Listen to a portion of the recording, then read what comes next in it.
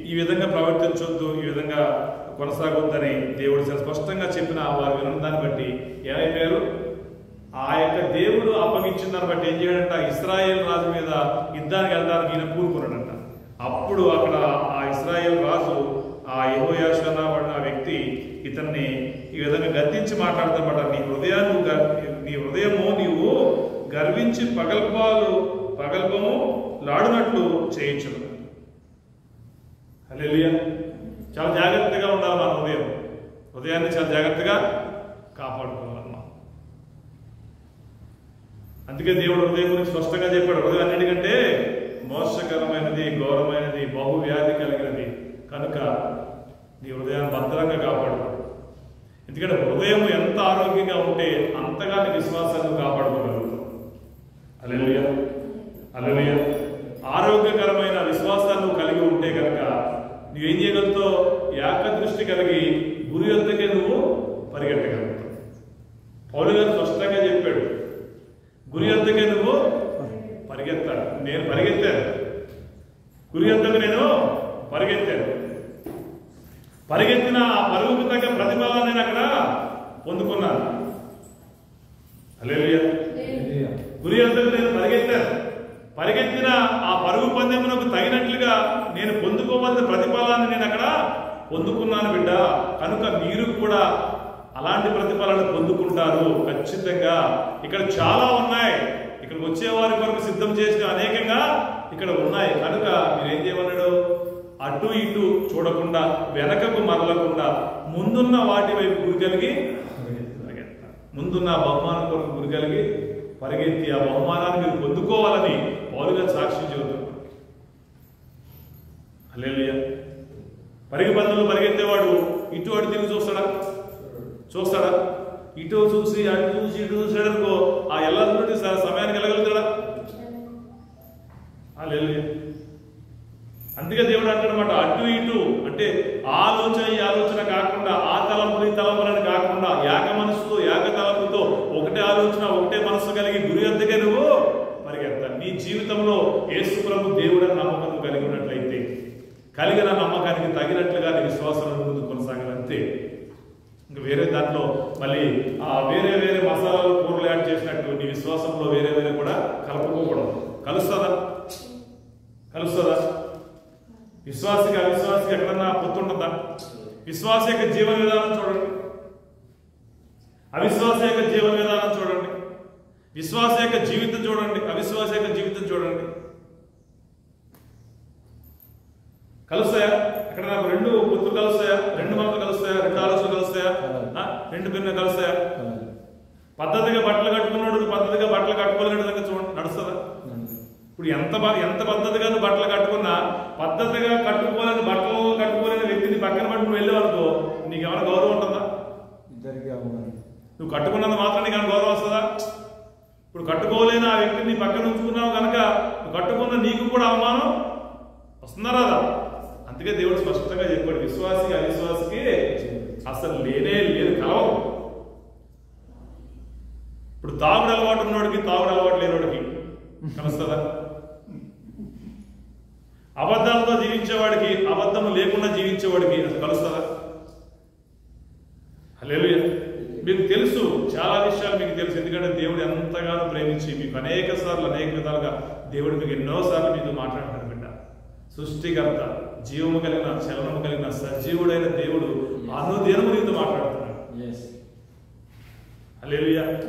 నీ హృదయము ఆయన నామానికి నువ్వు భయపడినట్లయితే, ఆయన నామమునకు నువ్వు భయపడిన దాని అయితే, భయపడిన వాడి అయితే, దేవుని యందు భయము కలిగిన వ్యక్తిగా నువ్వు ఉన్నట్లయితే నువ్వేం చేస్తావు? నీ హృదయంలో ఆయన వైపే ఏకదృష్టి కలిగిన విశ్వాసం ముందుకి కొనసాగు.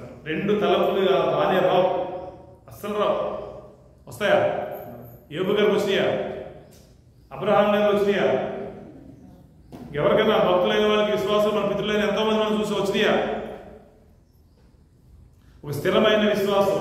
నీ పునాది బండ అయితే, నీ పునాది క్రీస్తు అయితే నువ్వేం చేస్తావు? ఖచ్చితంగా స్థిరత్వంగానే ఉంటావు.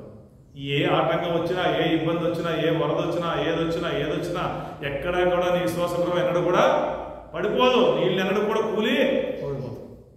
నీళ్ళు కూలిపోతుందా? కూలిపోదు. హల్లెలూయా. అలాంటి జీవితం దేవుడు కోరుకుంటాడు బిడ్డ. అప్పుడు నువ్వు చెందాల్సిన దాన్ని, నువ్వు చేరాల్సిన దాన్ని నువ్వు చేరుకోగలుగుతావు. అక్కడ పొందుకోవాల్సిన దాన్ని నువ్వు పొందుకోగలుగుతావు కదా.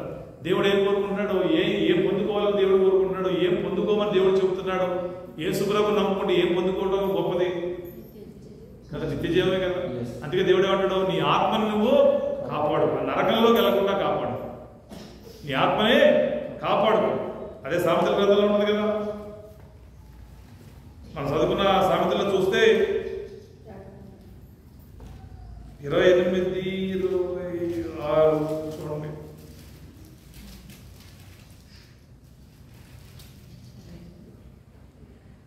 హల్లెలూయా. దేవుడు చెబుతున్న మాట,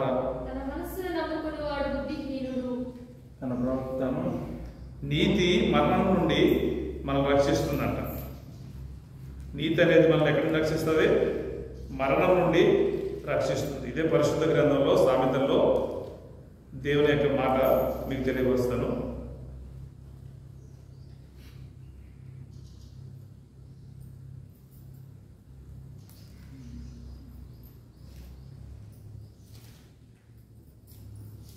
పదమూడవ సామెతలు 28 ఏమన్నా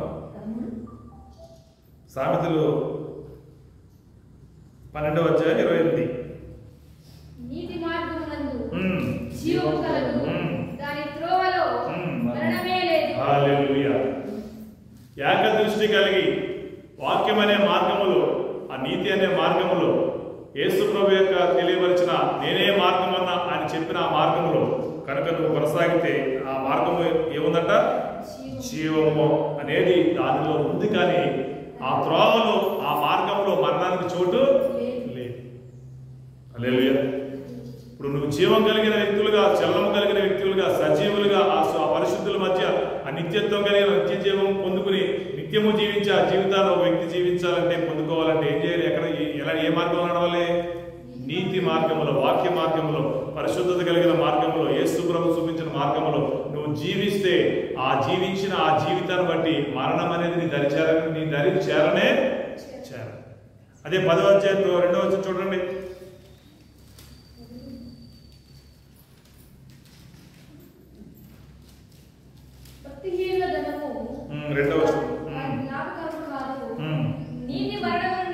హల్లెలూయా. నీతి అనేది ఏం చేస్తుందంటే నిన్ను మరణం నుండి రక్షిస్తుంది. ఏకదృష్టి కలిగి విశ్వాస జీవితంలో నీతిమంతుడుగా, పరిశుద్ధుడుగా, పరిశుద్ధురాలుగా దేవుని వైపు గురి కలిగి నువ్వు జీవిస్తే ఆ యొక్క విశ్వాసం నిన్ను ఏం చేస్తుందంటే మరణం నుండి రక్షిస్తుందంట.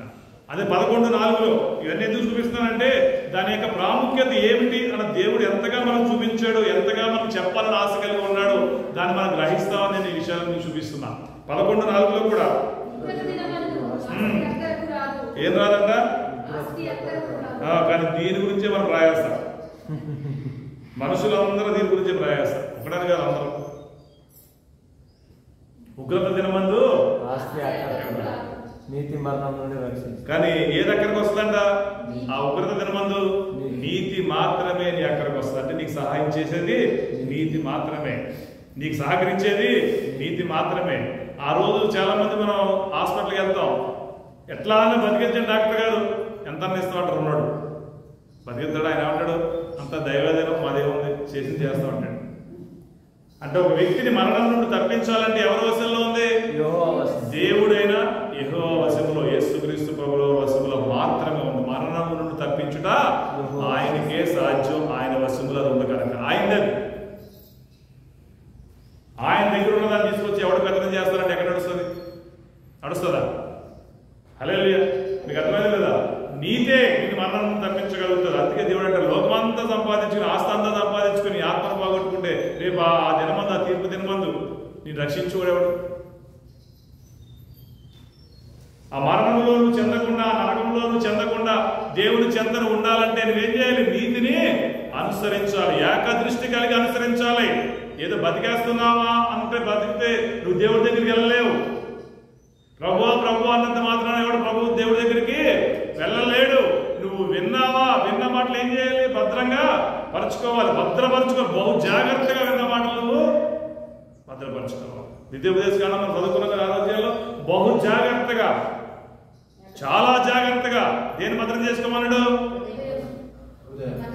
ఏది ఏది ఏది ఏం భద్రం చేసుకోమన్నాడు? మాటలు.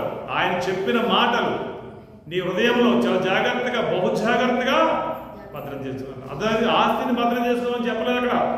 కారణం ఏంటి? నీ ఆస్తి, మన అంతస్తు, మన కులం, మన హోదా, మన ప్రాంతం, మన మతం, మన రంగు, మన ఎత్తు పొడుగు, ఇదేది ఉగ్రత దినమందు మన అక్కడికి రాదు. ఉగ్రత దినమందు, తీర్పు దినమందు మన అక్కడికి మనకు వచ్చేది, మనకు మేలు చేసేది ఏంటంట? నీతి. అంటే వాక్యమే. దేవుడే మనకు సహాయకుడిగా సహాయం చేయగలడు, సహాయం చేస్తాడు, చేయాల్సిన పరిస్థితి. హల్లెలూయా. మరి ఏది కావాలన్నప్పుడు? ఆస్తి కావాలా? నీతి కావాలా? లేదు చెప్పండి. నీతి కావాలి కదా. దేవుడు మనం పోషిస్తాడు బిడ్డ, భయపడదు. అంటే నేను అన్నాను కదా ప్రభా నాకు ఎవరు మానేస్తావు అని బెంగెట్టుకోదు మళ్ళీ మనం. దేవుడు తెలుసు ఏమని. వాటిని చూడండి, అవి ఎలా బతికేస్తున్నాయి. అవి ఏమన్నా విత్తయ్యా, పోసయ్యా, కూర్చుకున్నాయా, జమ చేసినాయా, భద్రపరుచుకున్నాయా? అవి బతకట్లేదా? వాటి మనం పోషించట్లేదా? ఎంతగానో శ్రేష్ఠులు, నా స్వరూపాన్ని ఇచ్చాను, నా రక్తంతో కడుక్కున్నాను, నా ప్రాణం ఇచ్చాను, నేను నిన్ను బ్రతికించలేనా, నేను నిన్ను పోషించలేనా, నాకున్న మహిమ ఐశ్వర్యంలో నీ ప్రతి అవసరం నేను తీరుస్తా బిడ్డ. హల్లెలూయా, హల్లెలూయా కదమ్మా. కనుక విశ్వాసము కలిగిన మనము, విశ్వాస సంబంధులైన మనము ఎలా ఉండాలి జీవించే జీవితకాలంలో? ఒకటే దృష్టి ఏంటి? విశ్వాస సంబంధమైన పనులలో మన ముందుకి కొనసాగాలి. ఏకదృష్టి. వేరే వేరే ఆలోచన చోటివ్వద్దు, వేరే మనసుకు చోటివ్వద్దు, వేరే పరిస్థితికి చోటివ్వద్దు. సింపుల్ గా ఏకదృష్టి అంటే ఏంటంటే అబద్ధం ఆడద్దని, అబద్ధం ఆడద్దు, తెలియకపోతే తెలియదాను సప్పుడు కాడు అంతే. చెడ్డ మాటలు మాట్లాడుతున్నాడు, మాట్లాడదు అంతే అంతే, మాట్లాడద్దు అంతే. ఏకదృష్టి ఉందనుకో, నీ మనసు మంచిగా దేవుని వైపు నీ మనసు కలిగి, ఆశ కలిగి, ఆసక్తి కలిగి, విశ్వాసంగా, నమ్మకం కలిగి, గురి కలిగి, భక్తి కలిగి, భయం కలిగి ఉన్నావు అనుకో, ఏం చేస్తావు? చేస్తావా? చేయొద్దని చేస్తావా? హల్లెలూయా. లోకానుసారమైన కొంతకాలం ఉండే భర్తకే భయపడే పరిస్థితులు, భార్యను చూసి భయపడే పరిస్థితులు, మన సృష్టికర్త అయిన దేవుడికి భయపడే పరిస్థితులు మనకు ఉంటుందా? మనుషులు భయపడే పరిస్థితులు, పరిస్థితులకు భయపడే పరిస్థితులు, అవునా కదా? ఎంతో మందికి ఎన్నో రకాల భయపడే పరిస్థితులు లోకంలో మనకు ఉన్నాయి. కానీ లోకంలో భయపడే పరిస్థితుల్లో భయపడి జీవించేస్తున్నాం. కానీ మన సృష్టిని సృష్టించిన సృష్టికర్త దేవుడికి భయపడి జీవించే జీవితాలు మనలో ఉన్నాయి. మరి ఏది మేలు చేస్తుంది? ఏది మేలని నువ్వు అనుకుంటున్నావు? ఏది మేలని మనం అనుకుంటున్నాం? ఏది మీద దేవుడు అంటున్నాడు? లోకమంతా సంపాదించిన దానికంటే ఏది సంపాదించుకోమన్నాడు? కారణం ఏంటి? లోకమంతా సంపాదించుకున్న సంపాదన ఉగ్రదిన మందికి ఏమాత్రం కూడా ప్రయోజనం కాదు. అందుకే లోకంలో సామెత దేవని ఏం తీసుకొచ్చేదని చెప్పి ఏం తీసుకెళ్తారని చాలా మంది వేదాంతం మాట్లాడరా? ఏం తెచ్చావు, ఏం తీసుకెళ్తావు? మన రాజుగారు అదే మాట చాలా సందర్భం, ఆయనకి మూలపాటలు లేకుండా మాట. కట్టుబట్టలు వచ్చావు, కట్టుబట్టలతోనే బట్టలు లేక అంటారు కదా, అక్కడ కట్టుకున్న బట్టలు కూడా ఉంచే పరిస్థితులు ఉండవు ఆ రోజునే అంటారు. ఇవన్నీ మాట్లాడుకుంటారు, మాట్లాడటానికి బాగుంటాయి, కానీ జీవించమంటే ఎవడు జీవించు. ఆదివారం నాడు విశ్రాంతి దినాన్ని పాటించాలి, ఆదివారం నాడు ఏ పని పెట్టుకోవద్దు, ఆదివారం నాడు ముస్లిం ముచ్చట్లు చెప్పుకోవద్దు, లోకవార్తలు చెప్పుకోవద్దు. ఆదివారం నాడు ప్రభువుకి ప్రతిష్ఠిత దినమని ఎంచి దాన్ని ఘనముగాను ఆచరించి ఎంచిన ఏడల, జీవించిన ఏడల నీ తండ్రి అయిన యాకోబు యొక్క స్వాస్థాన్ని నీ అనుభవంలో ఉంచుతానని యెషయా 58, 12, 13, 14 వచనాలన్నా చివరి వచనాలు స్పష్టంగా మనకి చెప్పాడు. కానీ మనం ఏం చేస్తాం?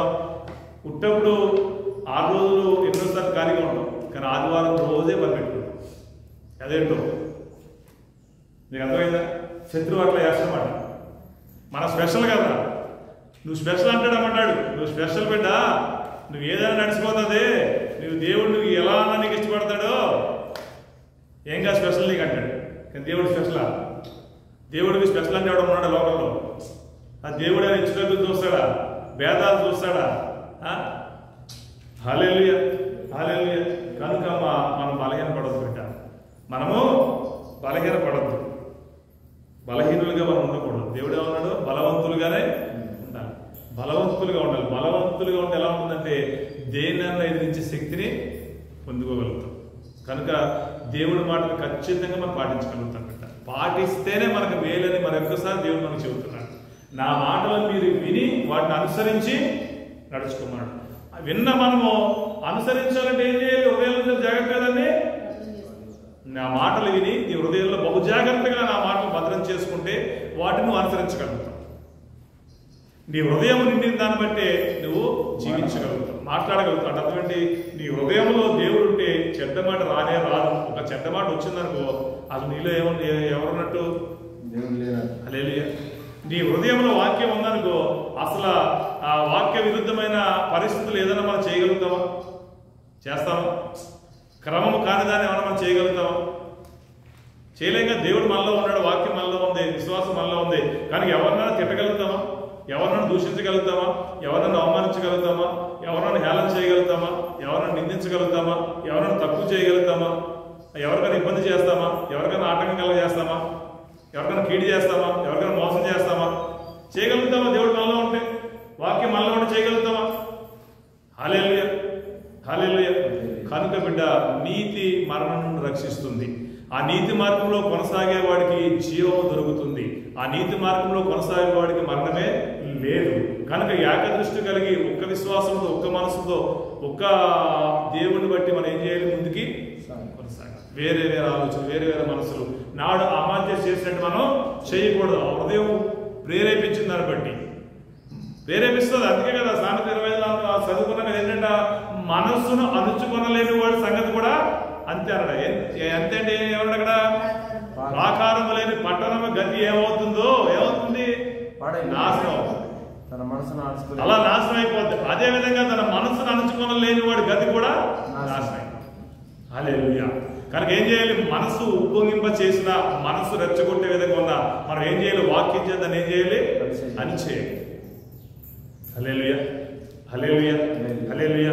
కనుక మరొకసారి దేవుని బట్టి ప్రభువా ఇచ్చిన సమయం బట్టి వందనాలని మాట్లాడిన మాటను బట్టి గుర్తు చేసుకోండి. దేవుడు అంటున్నాడు ఏమంటే ఏకదృష్టి కలిగి నీతిని అనుసరించి నడుచుకోమని, ఆయన నామానికి భయపడి ఏకదృష్టి కలిగి నువ్వు జీవించమని దేవుడు చెప్పాడు. కనుక ప్రార్థన చేసుకుందాం. మోకరించండి.